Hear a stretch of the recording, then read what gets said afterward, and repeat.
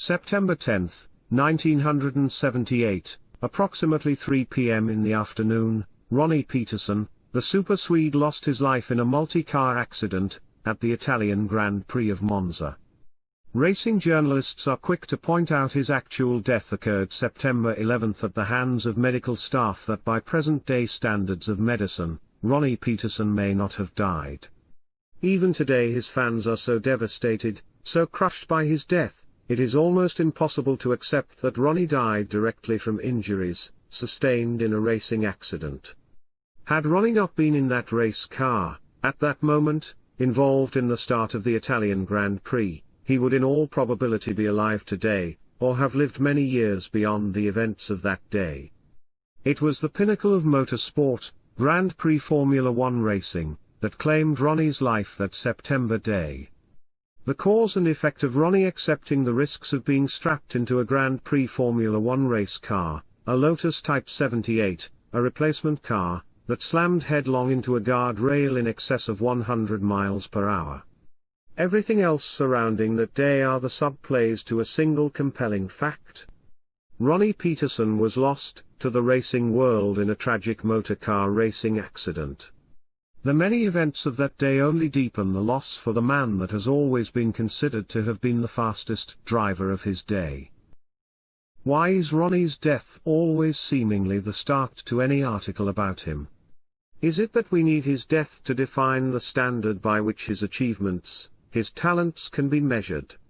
Or do we need his death in order to elevate Ronnie into a racing legend of mythical proportions? Is it that his death galvanized those involved in racing into actions that would later result in the safety standards that we see in racing today? Asking questions are easy, having answers not so easy.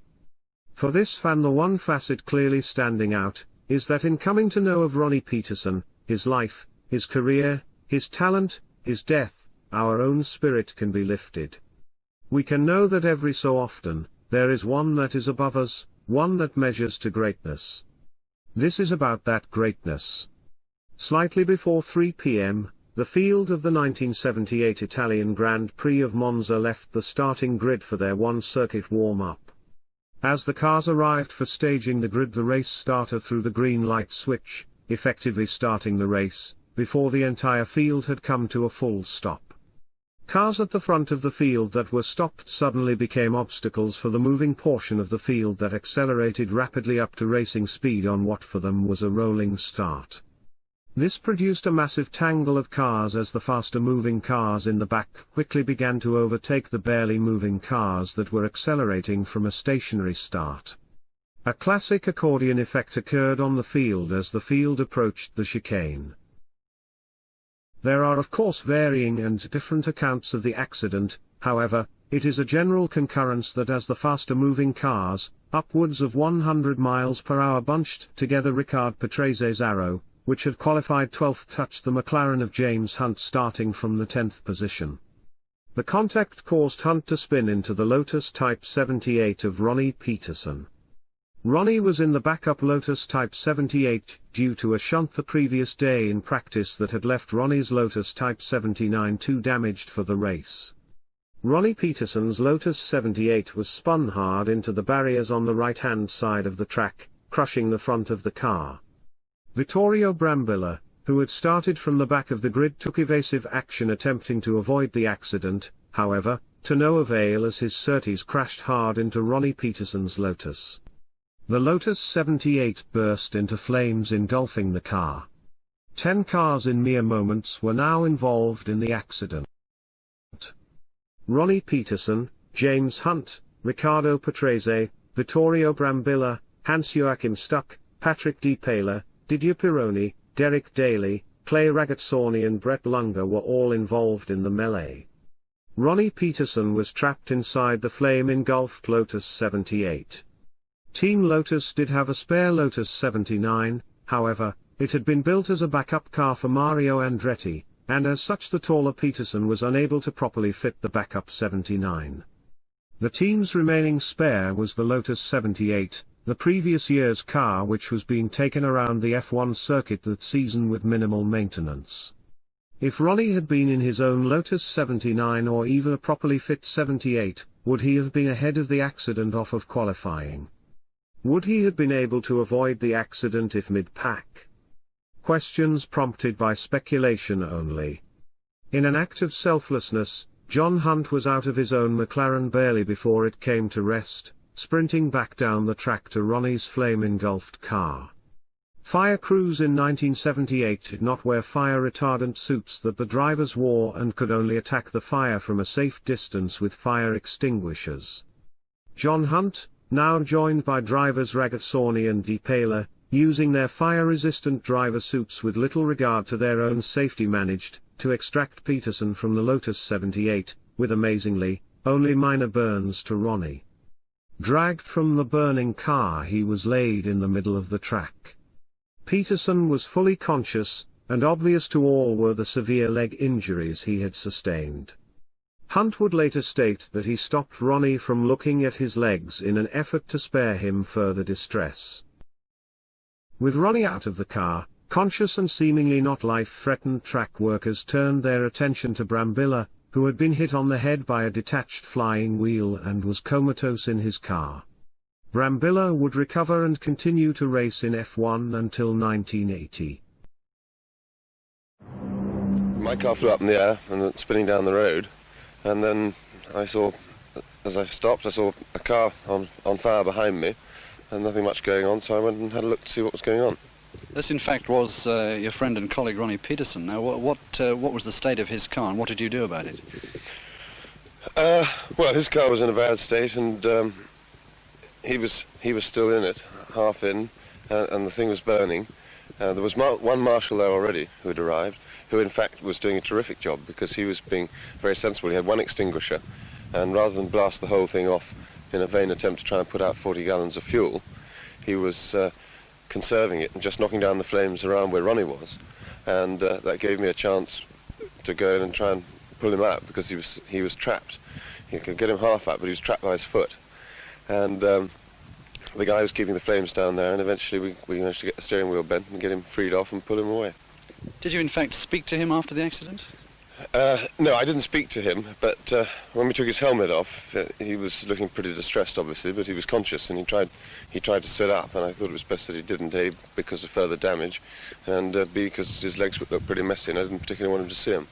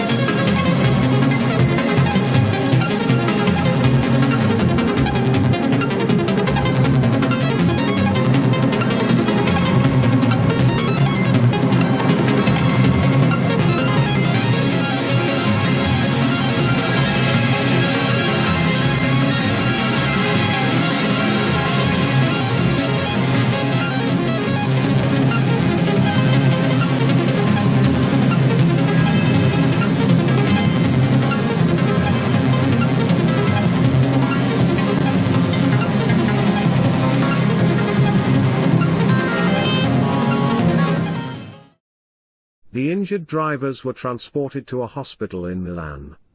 The track was cleaned up and the race resumed. The race being won by Niki Lauda, John Watson second and Carlos Reutemann third. Now at hospital, Peterson's X-rays showed that he had 7 fractures in one leg and 3 in the other. The attending surgeons, after consulting with Ronnie himself, decided to operate in order to stabilize the bones. Following the operation and while recovering, during the evening bone marrow had entered into Peterson's bloodstream, resulting in fat globules forming on his major organs, lungs, liver and brain. By morning Ronnie was succumbing to full renal failure and was declared dead a few hours later. Ronnie Peterson's death was attributed to fat embolism. In retrospect, harsh judgments ensued aimed at the handling of the injured drivers and the often ruthless blaming of Peterson for the starting of the accident. John Hunt remaining the most vocal over the years, often delivering bitter diatribes against Peterson. Grave speculation surrounded the actions of track officials and police that had insisted on forming a human wall, stopping anyone, including Professor Sid Watkins, the then surgical advisor to Formula One, from entering the crash site. It is argued that the delay of between 11 to 18 minutes it took to get an ambulance sent to the crash scene and time consumed in transporting Peterson to hospital was a primary contributor to his death. An argument that has merit. A fat embolism is a fairly rare condition that can follow fractures of the thigh. Fat deposits form in the blood vessels of the patient, which, in Peterson's case, blocked circulation through the lungs and starved his brain of oxygen. The quicker that medical attention is given, the greater is the likelihood of this rare condition not occurring. The accident and Ronnie's death is today credited with many new safety regulations having been implemented, making Formula One safer.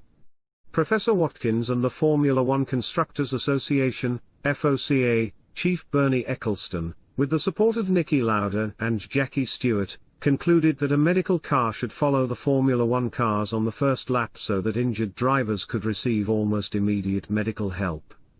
It also was clear that expert firemen should be putting out fires as quickly as possible, instead of drivers having to pull their fellow racers from burning wrecks.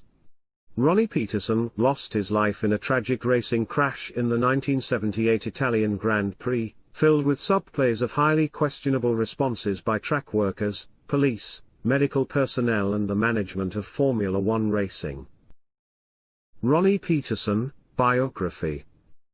He was born Bengt Ronnie Peterson February 14, 1944 in Örebro in the neighborhood of Armby, Sweden. Nicknamed the Super Swede by F1 fans for his attacking driving style, Peterson, along with Stirling Moss and Gilles Villeneuve, would become regarded as one of the greatest drivers never to have won the Formula One World Championship. As did Ronnie Peterson, Villeneuve would also lose his life to Formula One racing. Expressing a keen interest in racing as a young child, Ronnie's father, at age 8, modified a wagon into a motor-powered vehicle. Ronnie would tear about the neighborhood, sun, snow, or rain. Ronnie moved into go-karts and the European karts arena. Ronnie, however, did not begin to attract attention until he was 18, when in 1962 he took second place in the Swedish Formula Karting Championship. Doing so also in 1964, 1965, and again in 1966. In 1965 Ronnie also competed in the European karting circuit, where he was honored as the best individual driver at the Team Euro Championship in Paris. Not like today, where a talented driver can be found at 13 years of age wheeling a race car around an American oval, Ronnie was age 22 when he entered into his first official car race. In late 1966 Ronnie entered a F3 race in a car built by Ronnie's father, Bengt and friend Sven Andersson, in the style of a Brabham. He moved out of the copy to an original Brabham, which he crashed in the first race he ran the car. He admitted to his own inexperience when he misjudged entry into a corner. Braking too late he made contact with the rear wheel of a competitor. The car somersaulted into the woods. Ronnie was extracted from the car without injury. Ronnie began crafting his racing skills in F3, and developed an ardent competition between himself and rival Ren Wiesel. He learned his skills well. In 1968 he won 12 times, and increased that to 15 wins out of 19 in 1969. His worst place finish being a fourth. 5 of these wins were international ones. Additionally, in 1969 he found rides in the F2 Lotus team of Roy Winkleman, and for the factory Techno team. October 5, 1969 he drove the new March 693 at Montfleury. Catching the sun square on and being blinded he slammed into a hay bale, breaking fuel line couplings. The car caught fire. This time Ronnie was hospitalized with several serious burns. Ronnie Peterson made his Formula One debut in a March 701 for the lightly funded Colin Crabb Antique Automobiles racing team at the 1970 Monaco Grand Prix. Lack of funding restricted Ronnies testing for the privateer team, yet he qualified 12th in the 16-car field. Ronnie, never known then, nor after for his ability to aid in sorting out a car, did what was to become his trademark and fan-captivating style of driving. He simply took the car by its unruly neck and drove it as fast as it could go. Ronnie would finish 7th, 1 spot out of earning his first Grand Prix points. Martin Brundle saw fit to say of Ronnie's finish, "Position 7 is nothing, a point would have been much more memorable." Robin Hurd, however, saw it differently, asking reporters to please write that Ronnie was fantastic today, but just don't tell him.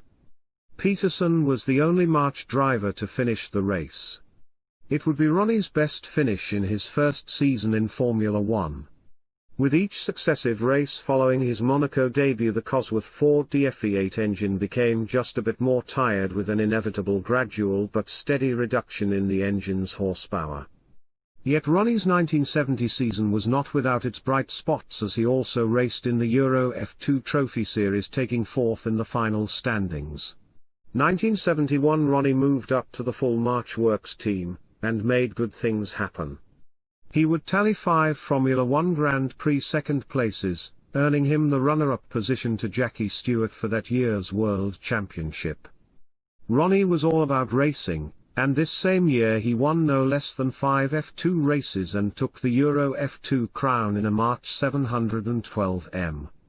He also raced in the World Sports Car Championship, winning the Watkins Glen 6 Hours with Andrea Do Adamic in an Alfa 33 thirds. 1972 would be a struggling year for the Super Swede. Staying with the March team for the season, the March 721 and 721X simply failed miserably. It would not be until Ronnie found himself in a F2-based 721G that Ronnie could again showcase his dynamic attacking style of driving. The 721G would take Peterson to his only podium of the season at Nürburgring.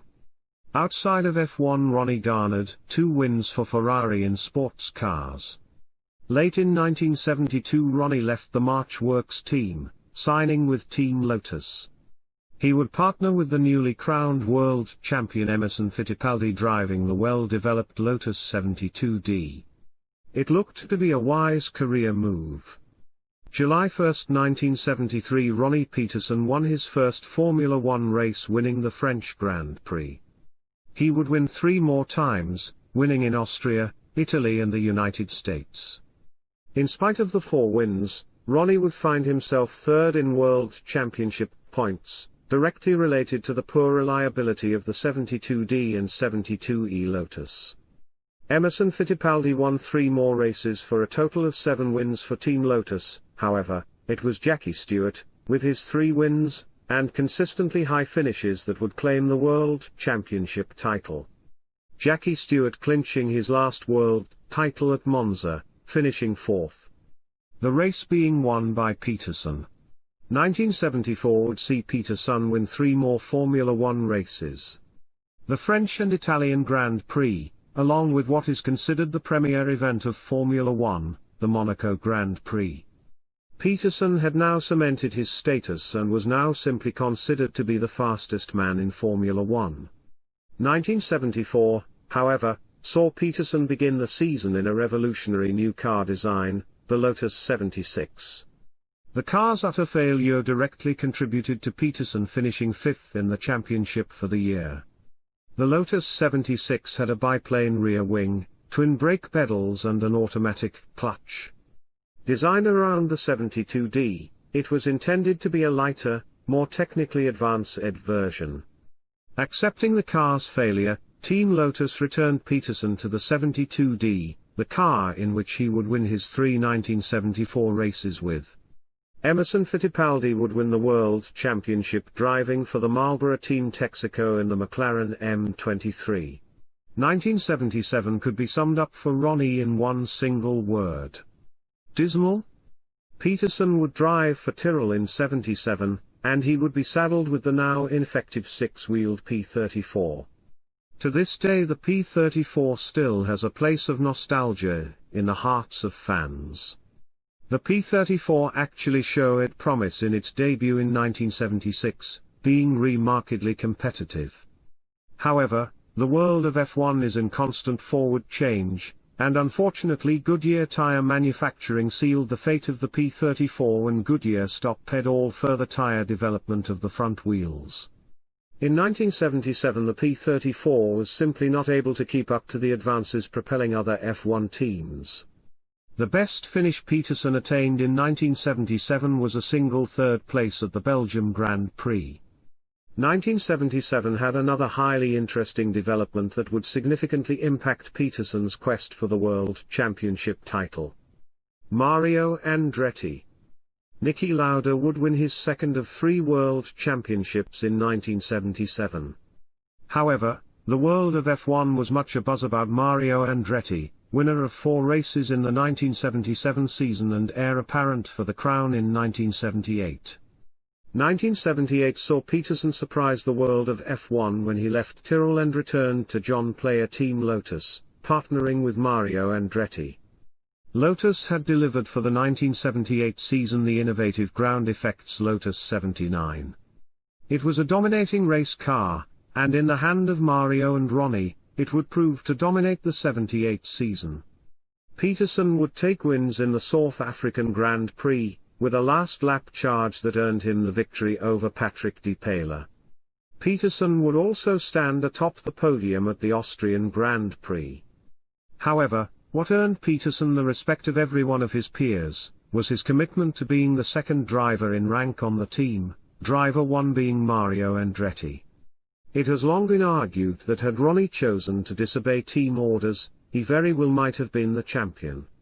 Instead, Ronnie displayed immense loyalty to the team, and Mario Andretti and Ronnie Peterson would finish 1, 2 in no less than 4 races. Mario Andretti won the coveted 1978 World Drivers' Championship.